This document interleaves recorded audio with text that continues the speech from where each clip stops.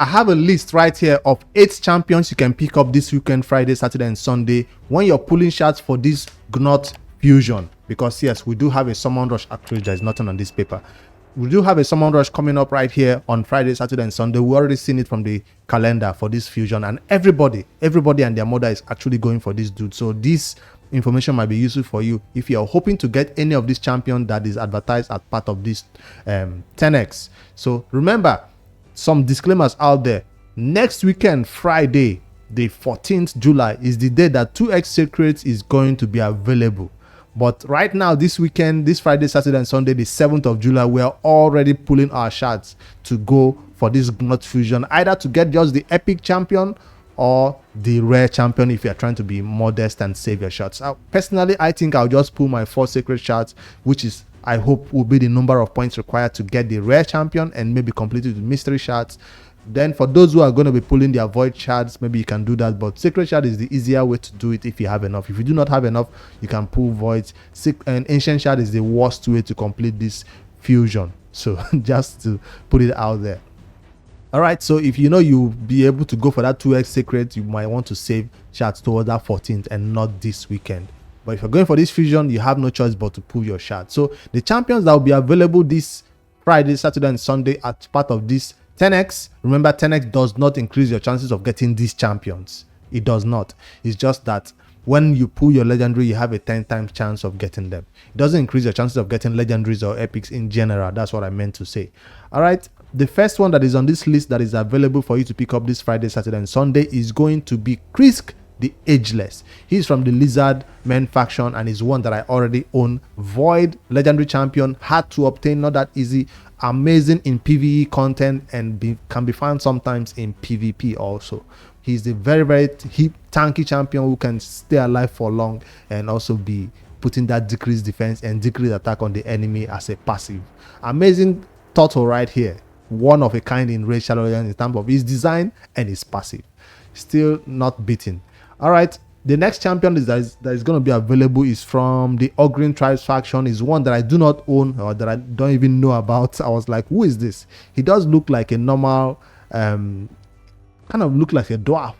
Kind of almost looks like a dwarf. But you see, I said it's too short to be an Ogryn Tribes faction. But we know the Ogryn Tribes are usually small in stature. They are not all big and mighty. They are sometimes all small. Just like one of my starter champions.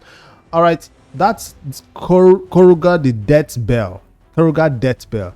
I do not know what this champion does. I don't know much about him. I'm just going to give you the list of champions. If you know about him or if you want to maybe give me some hints below, go ahead. I'm not going to bore you with his skills and all that. I just want to read out the champions available in this weekend for Summon Rush for Gnut Fusion.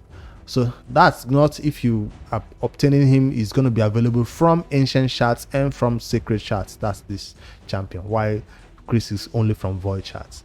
And the third champion that is available this weekend is from the Skinworkers. Now I'm also trying to watch out what does all these champions have in common. Usually when they give us a 10x, it's usually teamed or either decreased defense champion or either damage dealers or poisoners or HP burners. You know, they have something in common. So far I've not seen a correlation between Krisk and this guy yet. Maybe because I don't know his skills. But let's see. The third champion is from Skinworkers faction. Is going to be Sniktraak. Sniktraak is kind of new to Raid. His design is also kind of unique, but also at the same time looks like this other champion we already have in Raid, who looks like, where is he? Yeah, Brackus. That Brackus is what we know, but when we saw Sniktraak, it now looks like it was a copy of him but a different design a little bit. But his skills are unique. I also do not know his skills, and I'm not gonna bore you to, but I think from just initial review, they do have a shield, ally protection. This does have ally protection. Sniktraak does have ally protection. I think that's what they have in common. It's not decreased defense, it's ally protection, drafts. That he's gonna be also available to pick up. He's a champion available from ancient shards and sacred shards if you're going to be pulling your shards. So if you obtain him, it might be useful somewhere for you, I guess. And then the last one, the last legendary champion before we move over to the epics that is going to be available this weekend is Tyrant Elixir. He's from the Demon Spunks faction. He's not new to Raid, he's no stranger, and He has already shown himself and proved his worth in Raid Shadow Legends as a champion you can use in early game, clan boss, all the way helps you through every dungeon, especially with his HP bond and his increased defense and ally protection that it brings. A lot of buffs and debuffs. Very useful champion. You want to build tanky, or you want to build accuracy. An amazing champion. Also has this awesome passive that heals him a little bit for decreases damage inflicted. I mean, by enemy. I think he has one that heals. Yeah, he's A1 that heals this champion to 25% of the damage inflicted. So that's a heal and decrease damage right there. Amazing for Spider, because HP burn is always good for Spider. Amazing in Hydra also. I used to use him in the Hydra with this 3-turn HP burn. Usually HP burn lasts for 2 turns. His HP burn lasts for 3 turns, and on a 3-turn cooldown. Amazing champion. He's kind of falling behind though, but still amazing in PvE content in general. So he's the first affinity, right? No, magic affinity champion right there. Available as a 10x champion this weekend. Although a lot of people already have him because it's not hard to obtain. So if you already have him, maybe you will not be too excited about getting him. Now over to the epic champions. The first one is from the High Elves faction. It's gonna be available. Now when I saw this champion being available as a 10x, I was like, what? Andryssia. Where is she? Andryssia. There she is. I guess she also has an ally protection. No, increased defense. Stun. I thought she has an ally protection. I thought this was ally protection and draft, but she does have a decreased increased defense right there. Increase the duration of all increased defense buff. I mean, not increased defense. Has a stun on her A2 and then a decreased accuracy. I saw this. I was like, what? Okay, she does have ally protection on her passive. At the start of each turn, places 50% ally protection for 2 turns on the ally with the lowest, just on 1 person. So it's an ally protection draft. I'm right. So there she is. She's the void affinity. You have to pull void shards to obtain this champion, but I don't see this champion as one that you need desperately.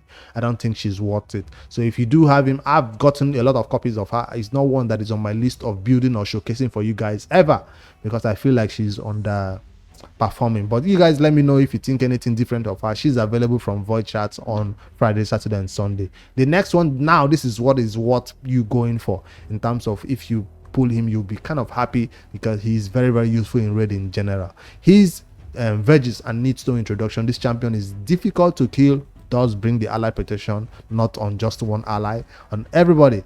And then right here, this is what keeps him alive. Big shield and continuous heal that it keeps adding to the battle.